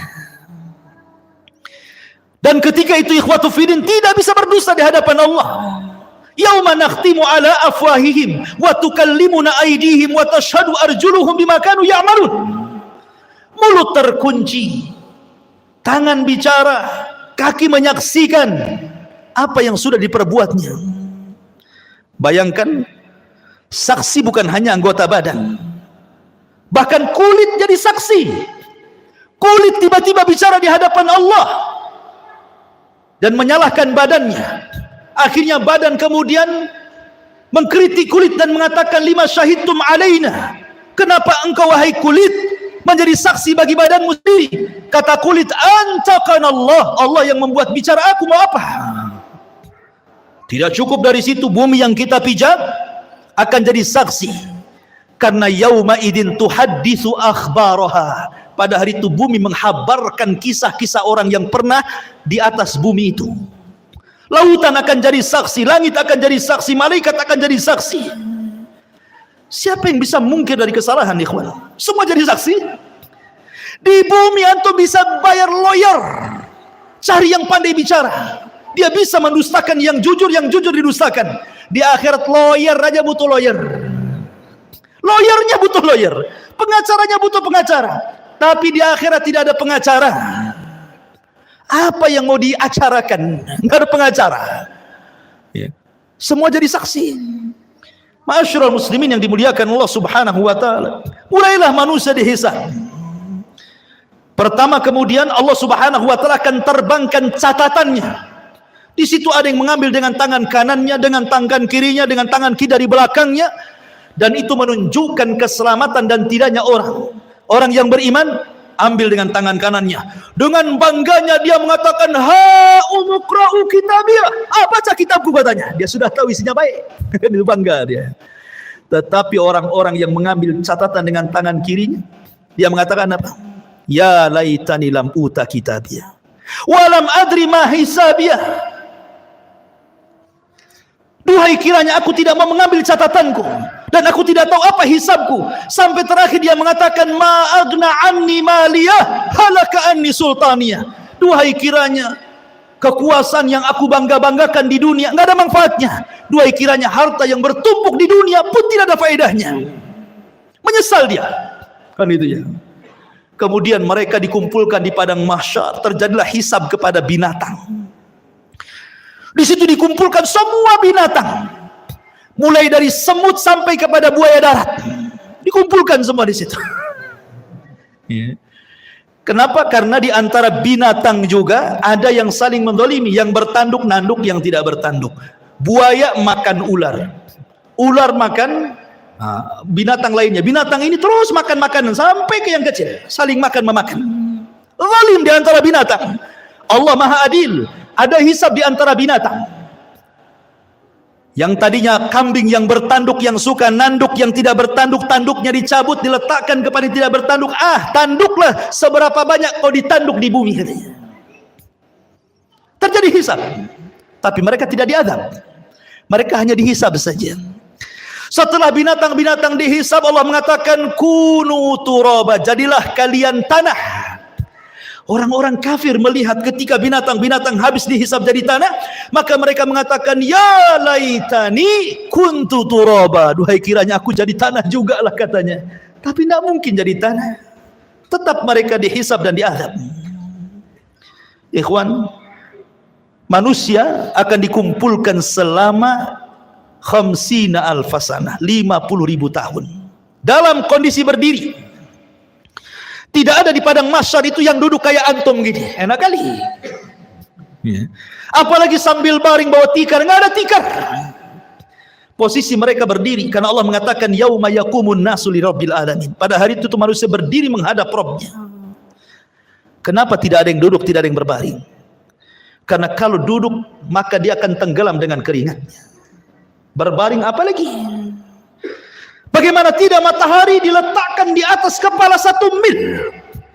Ada orang yang bercucuran dengan keringat sehingga tenggelamlah dia dengan keringatnya. Ada yang keringatnya sedada, ada yang keringatnya sepusar, ada yang keringatnya selutut, sesuai dengan amalannya. Sesuai dengan amalannya. Dan hari itu hari yang haus sekali. Makanya orang-orang yang berhasil meminum dari telaga Rasul, lam yadma abada, dia tidak akan haus selamanya walaupun matahari di atas kepala. Likulli nabi haudun, setiap nabi punya telaga, dan yang paling besar telaga Rasul, jumlah gelasnya sejumlah langit di bumi, sejumlah langit yang ada di, sejumlah bintang yang ada di langit. Warna telaganya lebih putih dibandingkan air susu, lebih manis dibandingkan madu. Siapa yang meminumnya tidak akan haus selamanya. Adakah dari umat Rasul yang tidak akan minum? Ada. Ketika ada orang-orang yang hendak mendekati telaga Rasul di padang mahsyar itu, tiba-tiba dihalau para malaikat. Kemudian Rasul SAW berteriak-teriak, ummati, ummati, ya Rabb, itu kan umatku, biarkan mereka minum. Lihat bagaimana rahmatnya Rasul pada umatnya. Tapi Allah mengatakan, ya Muhammad, innaka la tadri ma ahdatsu ba'daka, innahum khayyaru wa baddalu. Hai Muhammad, kau enggak tahu apa yang terjadi dengan umat mereka, sudah merubah-rubah petunjukmu, sudah merubah-rubah sunnahmu. Biarkan mereka tidak minum. Ma'asyiral muslimin yang dimuliakan Allah Azza wa Jalla, manusia akan tenggelam dengan keringatnya. Kemudian manusia pun bingung karena mereka harus berdiri, entah apa yang harus dilakukan mereka. Mereka menunggu faslul qadha, bagaimana putusan Allah kepada mereka, masih bingung. Akhirnya mereka pun berjalan kepada Adam, ya Adam, engkau kan bapak kami, mintalah syafaat kepada Allah. Tidakkah kau lihat, tidakkah kau iba kepada kami sulit nih di sini. Kata Adam, aku nggak bisa nolong kalian. Pergi ke Nuh. Berangkatlah mereka ke Nabi Nuh alaihi salatu wassalam. Nuh juga i'tidar, tidak bisa memberikan syafaat. Kata Nuh, sebaiknya kalian kepada Ibrahim, temui Nabi Allah Ibrahim alaihi salatu wassalam. Berangkat mereka ke Nabi Allah Ibrahim. Ya Ibrahim, wahai Ibrahim, anta Khalilur Rahman, kau adalah kekasih Allah. Ala tara ila ma nahnu fi, tidakkah kau lihat, tidakkah kau iba melihat kondisi kami? Kata Ibrahim, tidak, aku pernah berdosa 3 kali. Sebaiknya kau datang kepada Musa, temui Nabi Musa. Berangkat ke Musa. Kata Musa, aku juga tidak bisa karena pernah membunuh orang. Ke Isa saja, temui Nabi Isa. Isa tidak menyebutkan uzurnya, tapi datangi Rasul Muhammad sallallahu alaihi wasallam. Datanglah mereka kepada Rasulullah. Baru kata Rasul, ana laha, kan ku coba. Rasul sujud di bawah arsy Allah dengan sujud yang lama, sampai Allah datang dan mengatakan, irfa ra'saka ya Muhammad, angkat kepalamu wahai Muhammad. Qul tusma, katakan kau didengar. Sal tu'ta, minta kau diberi. Isfa tu syafa, minta syafaat kau diberikan syafaat. Ma'asyiral muslimin yang dimuliakan Allah Azza wa Jalla, kembali kepada proses hisab. Hisab ini ada 2 macam. Ada yang disebut dengan hisaban yasira, hisabnya mudah. Ada yang disebut hisaban asira, hisabnya sulit. Dan ada yang ketiga, tanpa hisab. Ada kelompok-kelompok yang tidak dihisab. Karena Rasulullah SAW pernah ditampakkan dari 70.000 umatnya, mereka tidak dihisab, tidak diadab, direct masuk surga. Kemudian ketika ditanya siapa mereka orang-orang yang tidak dihisab itu Rasul, kata Rasul, alladzina la yastarqun wa la yaktawun wa la yatatayyarun wa ala rabbihim yatawakkalun. Orang yang tidak minta diruqyah, tidak minta dikai besi panas yang digunakan untuk perobatan, dan tidak tatayur, menjadikan sial dan hoki kepada sebuah benda atau suara, dan mereka senantiasa tawakal kepada mereka. Orang-orang yang masuk surga tanpa hisab dan adab, tidak akan dikumpulkan di padang mahsyar, direct masuk surga. Tetapi orang-orang yang hisabnya sulit dan orang yang hisabnya mudah tetap di padang mahsyar. Cuman mereka tidak sampai 50.000 tahun, tergantung hisabnya. Kalau hisabnya mudah sebentar saja, karena umat Islam, orang-orang yang beriman, hisabnya cepat. Allah hanya menghisab manusia itu setengah hari. Bagi orang-orang yang beriman, tidak sampai 50.000 tahun, setengah hari saja. Tapi setengah hari kehidupan akhirat, bila dibandingkan dengan kehidupan dunia, sama dengan 500 tahun. Karena Allah mengatakan, inna yauman inda rabbika ka'alfi sanatin mimma ta'udun. 1 hari kehidupan akhirat sama dengan 1000 tahun kehidupan dunia. Berarti setengah harinya 500 tahun. Dan orang yang beriman yang mendapatkan hisab itu hanya dari ba'da zuhur ke ba'da asar saja, setengah hari.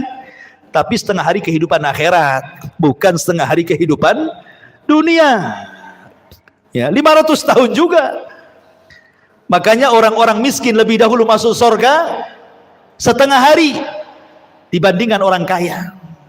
Orang kaya nunggu dulu 500 tahun baru masuk surga. Orang miskin masuk surga.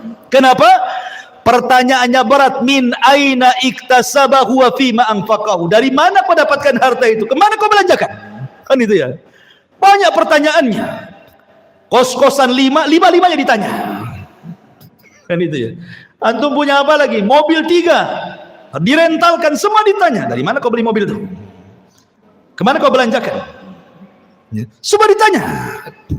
Akan ditanya semuanya. Satu hari antum belanja seberapa kali ke mall tuh? Ditanya. Kan itu. Emang nggak ditanya dibelanjakan? Semua ditanya. Ini makanan yang kita makan ditanya. Minuman yang kita minum ditanya. Makanya Allah mengatakan, "Falyangduril insan ila ta'ami." Hendaklah manusia melihat kepada makanan yang dimakannya. Karena semua akan ditanyakan. Allah mengatakan dalam Al-Quran, dalam surah Al-Hakumut Takatsur, la tus'alunna yawma idzin 'anin na'im. Akan ditanya pada hari kiamat itu semua nikmat yang Allah anugerahkan kepada kita. Ingat, hisab itu ada dua cara. Orang yang berdebat dalam hisab celaka dia, pasti masuk neraka. Man nukisha fil hisab halak, kata Rasul. Orang yang melakukan perdebatan dengan Allah ketika hisab, celaka dia. Maksudnya apa? Allah akan mengatakan, dulu ku beri mata kau, sudah kau syukuri matamu? Jawab. Maka dia mengatakan, belum ya Rabb. Dulu ku beri telinga, itu sebagai amanah. Kau gunakan untuk apa telingamu? Untuk maksiat kau untuk taat? Oh, untuk maksiat ya Rabb. Terjadi dialog. Ya. Kalau terjadi munaqashah dialog seperti ini, celaka orang ini. Tetapi kalau yang kedua ini tidak terjadi dialog, dia hanya mengiyahkan saja kata Allah, bukankah dulu di bumi aku berikan begini? Iya. Bukankah dulu di bumi aku berikan ini? Iya. Iya, gitu saja. Dia enggak bantah. Maka Allah mengatakan, al-an satartuka wa ghafartu dzanabak. Al-an satartuka, sekarang kututupi dosamu. Wa ghafartu dzunubak, dan ku ampuni dosa-dosamu. Ini hisaban yasira namanya. Hisab yang mudah, hanya ditanya tapi tidak perlu jawab. Tetapi yang memerlukan jawaban sehingga terjadi munaqashah dialog antara Allah dengan kita, ini celaka orang ini. Ya, pasti binasa orang ini. Hisabnya sulit. Ketika semua sudah dihisab, maka datanglah mizan timbangan. Barulah timbangan. Faman thaqulat mawazinu fahuwa fi 'ishatir radiyah wa man khaffat mawazinu fa ummuhu hawiyah wa ma adraka ma hiya narun hamiyah. Siapa yang berat timbangan baiknya, maka dia dalam kehidupan yang diridai masuk surga. Tapi siapa yang berat timbangan buruknya, dipastikan masuk neraka. Ma'asyiral muslimin, setelah terjadi penimbangan amal, maka manusia mulai dikelompokkan tuh dengan sesembahannya masing-masing. Nyembah apa antum di bumi? Nyembah pohon, bersama pohon itu. Nyembah ular sendok, bersama ular sendoknya. Nyembah apa lagi? Batu, bersama batunya. Semua orang dikumpulkan dengan sesembahannya. Dan ketika orang-orang kafir, orang munafik, orang yang beriman sudah terkelompok-kelompok, maka Allah mengatakan, wasiqal ladzina kafaru ila jahannam zumara. Giring orang-orang kafir itu, masukkan ke neraka saja. Mereka tidak akan sempat meniti siratal mustaqim. Padahal Allah mengatakan, wa in kuntum illa wariduha, kalian pasti akan melewatinya. Tapi orang kafir direct masuk neraka, tidak ada lintas melintasi siratal mustaqim. Ketika semua orang-orang musyrik, orang kafir sudah Allah masukkan ke neraka, tinggal mukmin dan munafik. Di sini Allah Subhanahu wa taala bagikan cahaya, setiap orang dapat cahaya. Cahaya itulah bekal kita meniti titian siratal mustaqim. Karena itu gelap. Neraka jahanam itu gelap. Karena titian itu terbentang di neraka jahanam. Karena Allah Subhanahu wa taala mengatakan, wa jaa rabbuka wal malaku saffan saffa wa ji'a bi jahannam yauma idzin yatadzakkarul insan andalahu dzikra. Ketika Allah datang menemui makhluknya di padang mahsyar, malaikat bersop-sop, Allah katakan, jahanam tarik ke sini. Jahanam pun ditarik. Jahanam punya 70.000 tali kekang. Satu tali kekang ditarik 70.000 malaikat. Besar. Ya. Kemudian di hadapan manusia, kemudian Allah bentangkan di situ siratal mustaqim, jisrun, jembatan yang terbentang di antara neraka jahanam. Jembatan itu halus, lebih halus dibandingkan rambut, lebih tajam dibandingkan pedang. Bahkan jembatan itu akan berlenggak-lenggok. Dia tidak diam dan licin. Hanya orang-orang yang ditakdirkan bisa melintasi titian itu. Dan yang pertama meniti jembatan itu adalah Nabi SAW. Ketika Nabi SAW sudah meniti sirat, maka Nabi akan berdiri di ujung titian yang sudah dia sampai di situ, di kontara. Setiap ada umatnya lewat, Rasul mengatakan, Ya Rabbi salim salim, Ya Rabb selamatkan, selamatkan, selamatkan, selamatkan. Saking kasihannya Nabi dengan kita. Ada yang melewati titian seperti kilat, sudah sampai di sana, gitu ya. Ada yang seperti angin, sudah di sana. Ada yang seperti kuda balap, sudah di sana. Ada yang seperti lari kencang. Ada yang merangkak-rangkak. Ada yang terkena kalalib. Ya. Ada yang kemudian jatuh berdiri. Ada yang kemudian nyemplung dari titian itu ke jahanam. Kata Rasul ketika duduk bersama para sahabatnya, ada semacam bunyi besar, tur gitu ya. Kata Rasul mengatakan, tahukah kamu itu suara apa? Sahabat mengatakan, tidak tahu wahai Rasul. Itu batu segede unta 70 tahun yang silam jatuh dari titian dan baru sampai sekarang di intip neraka jahanam. Artinya kalau orang jatuh dari titian sampai neraka itu 70 tahun itu baru sampai di dasar jahanam. Naudzubillah. Ya. Ma'asyiral muslimin, maka satu persatu orang-orang munafik diberikan, orang-orang beriman diberikan cahaya. Orang munafik diberikan cahaya, kadang padam, kadang terang, kadang padam, kadang terang. Ketika berjalan mereka mengatakan, Naktabis min nurikum, hei orang yang beriman, tunggu dulu, aku ikut cahayamu. Kata orang beriman, ambil lagi kau cahaya di belakang, katanya. Emang di dunia orang munafik bisa menipu orang-orang yang beriman. Yukhadi'una Allah walladzina amanu. Mereka menipu Allah dan orang-orang yang beriman. Di titian siratal mustaqim, orang yang beriman tidak mungkin ditipu lagi. Ya. Ma'asyiral muslimin, ketika semua terseberangi semuanya, sampailah mereka di sebuah tempat namanya Kontoroh. Kontoroh itu depannya pintu sorga. Sampai di sini keletihan orang-orang yang beriman? Tidak.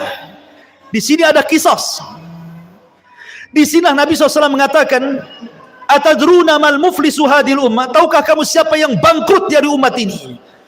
Kata sahabat, ya molos saja orang bangkrut, orang yang gulung tikar, orang yang kalah, orang yang usahanya bangkrut, bankrupt dan yang lainnya. Kata Rasul, bukan itu. Orang yang bangkrut adalah orang yang datang pada hari kiamat membawa pahala solat, pahala zakat, pahala sedekah, pahala puasa, pahala ini, pahala itu. Tapi di satu sisi dia pernah mendolimi si fulan, mengambil harta si fulan, menumpahkan darah si fulan, mencaci maki si fulan, merendahkan si fulan. Akhirnya di kontor ini terjadi kisos. Padahal depan pintu sorga tuh. Supaya orang yang masuk sorga mendapatkan keadilan. Supaya dalam hatinya tidak ada lagi dongkol dengan kawannya. Supaya ketika masuk sorga di wanaza'na ma fi suduruhum min ghillin ikhwana. Allah cabut perasaan dengki sehingga menjadi bersaudara dalam sorga. Karena orang-orang penduduk sorga itu satu hati. Kalau kita akan berhati-hati, ada yang dengki, ada yang iri, ada yang benci, ada yang marah, ada yang emosi, kan itu ya. Supaya tidak ada itu, maka terjadi kisos di sini. Ya. Hei, dulu kau sudah memukul aku, sini kamu. Mana pahalamu? Diambil pahalanya. Nih dosaku. Ketika kemudian dia sudah tidak punya pahala karena sudah dikasihkan orang banyak, karena banyak yang didolimi, dia mengatakan, mana pahalamu? Aku tidak punya pahala, sudah habis. Kalau gitu ambil dosaku saja, katanya. Oh gitu ya. Fa in faniyat hasanatuhu, kalau sudah habis kebaikannya, maka nggak dilempar dosanya kepada dia. Pada sudah dikontor, dilempar lagi ke belakang ke neraka. Ketika kisos sudah terjadi, ini kisos sesama orang yang beriman ya. Kalau kisos dengan orang kafir, kisos dengan binatang, dolim kepada binatang, dolim kepada orang kafir, dolim sesama orang kafir, dolim orang-orang yang beriman kepada orang kafir atau orang kafir kepada beriman, ini sebelum titian. Sebelum titian, nah itu dolim di situ. Kisosnya itu. Tetapi di kontor itu hanya khusus orang beriman saja, karena sudah mau masuk surga masalahnya. Bahkan orang-orang yang dibunuh akan datang menghadap Allah tanpa kepala. Dalam hadis Abdullah bin Abbas radhiyallahu anhu itu, tangan kirinya membawa kepalanya. Walaupun ketika di bumi tidak dibunuh dengan cara dipenggal kepala, tapi nanti pada hari kiamat orang yang dibunuh itu seperti itu bentuknya. Lehernya nggak ada, Kepalanya dipegang oleh tangan kirinya, tangan kanannya menyeret orang yang membunuhnya. Kemudian menghadap Allah dan mengatakan, Ya Rabb, sal hadha lima qatalani. Tanya orang ini, kenapa kau bunuh aku? Kenapa dia bisa membunuhku? Dan bayi-bayi yang dilempar hidup-hidup kemudian mati, seperti orang-orang yang punya anak dari hasil zina kemudian malu, dilemparlah anak itu ke solokan, ke tong sampah, ke kardus, akhirnya mati. Maka Allah mengatakan, wal mau'udatu su'ilat bi ayyi dzambin qutilat. Bayi-bayi itu akan membawa kepalanya menghadap Allah dan mengatakan, Ya Rabb, sal hadza lima qatalani. Tanya ibuku kenapa dia membunuhku, tanya bapakku kenapa dia membunuhku. Semua akan ada kisah, ikhwan. Hati-hati, ya. Tapi kalau sudah tidak ada kisos lagi, baik antara orang kafir dengan orang yang beriman atau sebaliknya, manusia dengan binatang atau sebaliknya, kemudian kisos terjadi antara orang yang beriman dan sudah selesai, maka manusia berjubel di pintu sorga. Sayati alaikum zaman kadidum minaz ziham. Akan datang, kata Rasul, zamannya manusia akan berdesak-desakan di pintu sorga.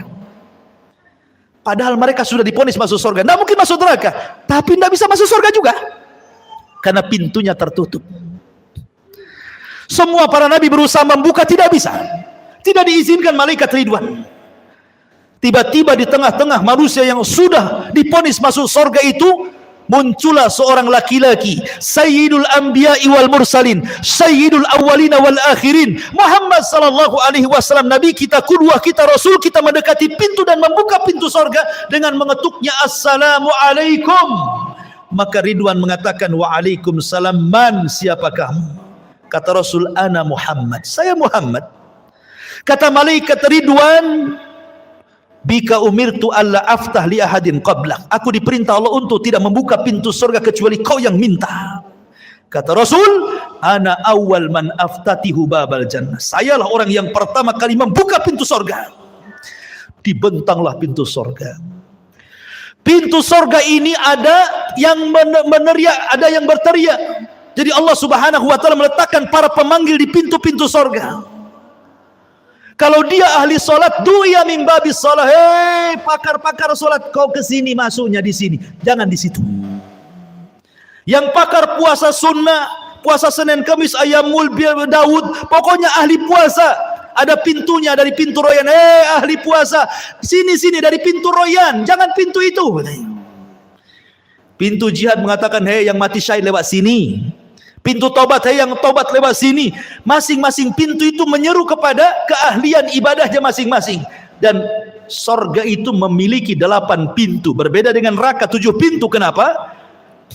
Biar menunjukkan bahwa rahmat Allah lebih luas dibandingkan murkanya. Makanya dibuat pintu sorga lebih banyak dibandingkan pintu neraka. Karena Rasul mengatakan, Allah berfirman, Inna rahmati wasiat ghadabi. Rahmatku lebih luas dibandingkan murkahku. Ma'asyiral muslimin, ketika ada orang yang berdiri di pintu sorga, dia berdiri nih, dia nggak mau masuk sorga. Kata Allah, udkhulul jannah bi rahmati, masuk ke dalam sorga dengan rahmatku. Orang ini mengatakan, ya Rabb, oh enggak, saya nggak mau masuk sorga dengan rahmatmu ya Rabb. Kalau masuk sorga karena rahmatmu itu bagi orang yang melakukan dosa kemudian bertobat, kau kasih sayangi dia, akhirnya kau katakan masuk dengan rahmatmu. Aku ini nggak pernah berbuat dosa. Aku ingin masuk surga dengan amalanku. Wow, dia merasa bangga dengan amalannya. Karena aku nggak pernah berbuat dosa, masukkan aku dengan amalanku, katanya. Baik, kata Allah. Hitung amalan berapa? Dihitung amalannya. Rupanya amalannya tidak sebanding dengan satu nikmat yang Allah berikan, nikmat penglihatan. Karena amalannya lebih banyak daripada melihat. Karena takut dia tidak bisa masuk surga dengan amalannya. Kalau gitu, ya Rabb, masukkan aku dengan rahmatmu ke dalam surga, katanya. Ya, karena masuk surga itu karena rahmat Allah. Kata sahabat, wala anta ya Rasul, termasuk engkau wahai Rasul, termasuk saya. Allah masukkan saya ke surga karena rahmatnya. Tapi Allah masukkan ke neraka karena keadilannya. Ma'asyiral muslimin yang dimuliakan Allah Subhanahu wa taala. Ketika kemudian penduduk surga masuk ke dalam surga, kemudian malaikat surga mengatakan, salamun alaikum bima sabartum fa ni'ma uqbaddar. Keselamatan bagi kalian wahai penduduk surga. Pertama kali tahiyatus salam. salamun qaulan mir rabbir rahim. Allah pun mengucapkan salam. Orang-orang tertentu saja mendapatkan salam di dunia itu, seperti Khadijah, istri Nabi. Kata Nabi SAW, Rabb dan Jibril menitipkan salam kepadamu ya Khadijah. Wah, tidak semua dapat salam dari Allah dan malaikat Jibril itu. Hanya orang-orang tertentu seperti Khadijah, karena Rasul yang mengatakan Allah dan Jibril menitipkan salam. Tapi orang masuk surga semua akan dapat salam dari Allah, salamun qaulan mir rabbir rahim. Ya, mereka dapat salam. Dan salam itu artinya selamat, karena di surga tidak ada aib. Di surga itu selamat semuanya, tidak ada orang yang lisannya kotor, tidak ada di surga itu. Tidak ada tukang gibah, tukang gunjing, tukang caci, tukang maki, tukang merendahkan, tidak ada. Tidak ada yang dendam, tidak ada. Sampai kepada istri-istri tidak ada cemburu kalau antum bersama bidadari. Karena semua jadi salam. Selamat semuanya. Selamat aib, dari aib selamat. Antum tidak kencing, antum tidak berak, antum tidak meludah, antum tidak mengeluarkan dahak, antum tidak ada congeknya bahasa kita. Pokoknya selamat badannya. Sampai-sampai ditanya Rasul, kalau hari-hari makan minum, cemana beraknya, cemana kencingnya? Kata Rasul, berak dan kencingnya dengan keringat. Dengan keringat. Dan keringatnya seperti minyak misi, itulah berak dan kencingnya penduduk sorga, katanya. Wah, luar biasa. Ya. Selamat badannya. Wanitanya tidak haid, tidak ada nifas, tidak ada bau ketiak di sorga itu, semua wangi. Dunia antum harus bawa apa tuh? Kadang-kadang dikasih kapur barus ketiak di bumi kan gitu ya. Di sorga nggak ada bau, nggak ada bau-bau di sorga itu, karena selamat badannya. Ya. Di sorga tidak ada nenek-nenek. Di zaman Rasul ada nenek-nenek datang kepada Rasul, aku masuk surga enggak Rasul? Kata Rasul, nenek-nenek enggak masuk surga. Nenek ini menangis, pergi dia. Kemudian Rasul mengatakan kepada sahabat, bilang sama nenek itu, bukan berarti nenek itu enggak masuk surga, maksudnya di surga enggak ada nenek-nenek. Bacakan ayat inna ansha'na hunna insha'an wa ja'alna hunna abqara uruban atraba. Kami jadikan nenek-nenek jadi gadis-gadis usianya 33 sampai 34. Semua sama usianya segitu. Ya. Dan surga itu nikmatnya yazdah, bertambah dan bertambah. Ada sukul jannah, pasar surga. Pasar ini setiap Jumat kalau di bumi, kalau di surga namanya yaumul mazid, hari tambahan nikmat. Semua penduduk surga ke pasar, yang laki-lakinya itu berjumpa dengan kawan-kawannya di pasar itu. Kemudian ngobrol cerita pengalaman antum di dunia. Oh, kita kan pernah ngaji di Odessa dulu. Kenal nggak antum di samping sana? Nanti itu bicarakan semua itu. Akan teringat dengan kehidupan dunia. Jadi pembicaraan nanti di pasar itu, pembicaraan kita di dunia, obrolan kita, bercandaan kita, semua akan dibicarakan di pasar surga itu. Di pasar surga itu ada jual beli, ya. Hanya untuk berjumpa dengan kawannya, ngobrol, minum, makan di situ enak-enak. Kemudian sebelum pulang habbar riyah. Tiba-tiba Allah Subhanahu wa taala hempaskan angin, membawa debu, kemudian mengenai jasad-jasad orang yang ada di pasar surga itu, fayazdad husnan wa jamala, maka dia akan bertambah gantengnya, bertambah sehatnya, bertambah kekarnya, bertambah indah. Ketika pulang istrinya nggak kenal, laqad izdastum husnan wa jamala, wahai suamiku, kenapa kau makin tampan, makin ganteng, makin itu gitu. Dalam kisah Israiliyat disebutkan, ini Israiliyat lagi ya. Jadi di pasar-pasar surga itu banyak gambar macam-macam. Ya, mungkin kalau di dunia itu antum tahu tukang cukur, kan banyak tuh gambarnya kan. Ada yang jenis begini rambutnya, jenis begini rambutnya, jenis begini, kan banyak tuh.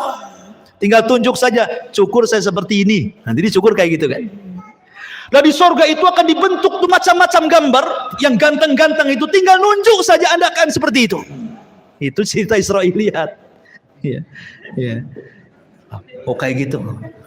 Kayak siapa? Antum kayak Abu Humairah, jadilah Abu Humairah. Gak mau lah gemuk gitu. Jadi mereka pulang itu, Berjumpa dengan istrinya, kata istrinya, laqad izdaztum husnan wa jamala. Hei suamiku, kenapa kau makin ganteng? Kata suaminya, kau juga kenapa makin cantik, katanya. Jadi setiap minggu kenikmatan itu bertambah, makin ganteng, makin ganteng. Makanan hari ini kalau dimakan besok lebih nikmat, kalau dimakan lusa lebih nikmat, dimakan lusanya lagi lebih nikmat, makin nikmat. Coba antum makan mangga, dibiarkan 1 bulan. Hari ini makan mangga, besok mangga dibiarkan 1 bulan. 1 bulan depan antum makan tuh mangga. Nanti atau setahun antum ada tinggal peloknya saja itu kan. Di sorga itu makin hari makin nikmat. Ya, kan luar biasa tuh. Makin hari makin ganteng. Coba antum hari-hari ke pasar sini, makin ganteng makin kusut tuh. Makin kusut kan itu. Stres apalagi bawa istri yang dicatat beli bawang, pulang beli baju pula kan. Stres lagi. Makin turun alisnya.